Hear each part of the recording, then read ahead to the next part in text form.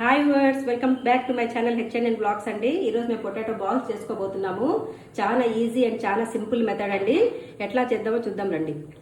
2 small potatoes boil చేసుకొని smash చేసుకోవాలండి బాగా. ఈ పొటాటో స్మాష్లో కొంచెం చిల్లీ ఫ్లేక్స్ యాడ్ చేసుకుంటున్నానండి, corn floor,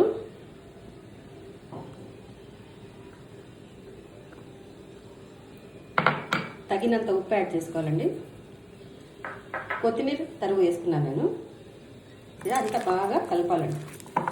potatoes, chilli flakes అండి, కార్న్ ఫ్లోర్, సాల్ట్ అన్ని ఇట్లా డౌ లాగా తయారు చేసుకొని ఇట్లా రౌండ్ రౌండ్ గా బాక్స్ చేసుకొని పెట్టుకొని ఫ్రై చేయడమే అండి. అంటే చాలా సింపుల్.